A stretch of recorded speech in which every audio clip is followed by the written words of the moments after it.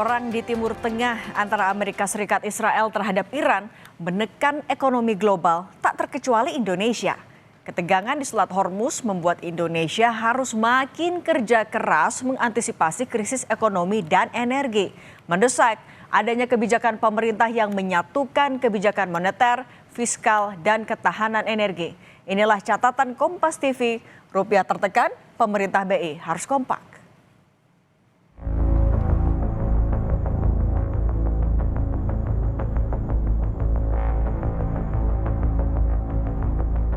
Perang di Timur Tengah antara Amerika Serikat Israel terhadap Iran menekan ekonomi global tak terkecuali Indonesia.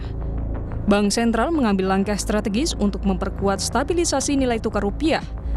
Rabu lalu, Bank Indonesia memutuskan untuk mempertahankan BI Rate di level 4,75%. Keputusan dilakukan dalam meningkatkan efektivitas strategi penyesuaian struktur suku bunga instrumen operasi moneter dalam memperkuat stabilitas nilai tukar rupiah dari dampak memburuknya kondisi global akibat perang di Timur Tengah. Memutuskan untuk mempertahankan BI Rate sebesar 4,75%, suku bunga deposit facility sebesar 3,75%. Dan suku bunga lending facility sebesar 5,5%.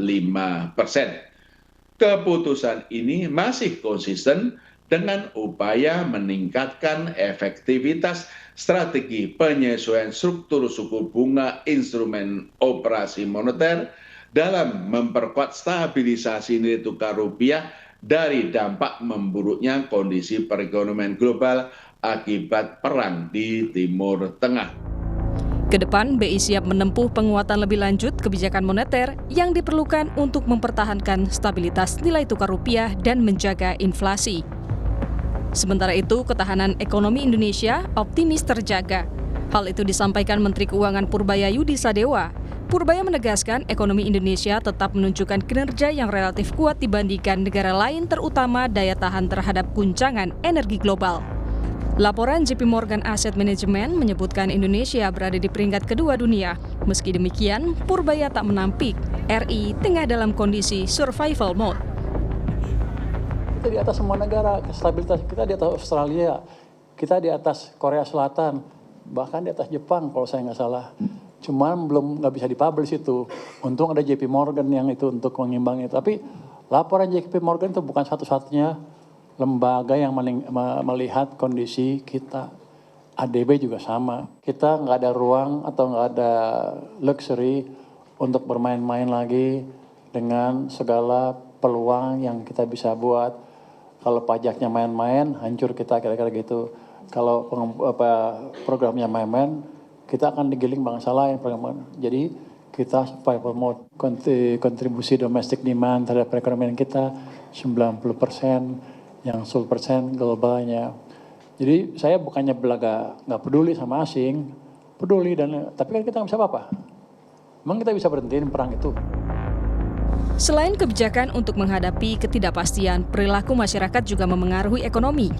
Ekonom meminta masyarakat tak panik dan mendorong pemerintah memberikan bantalan ekonomi bagi kelompok rentan hingga kelas menengah.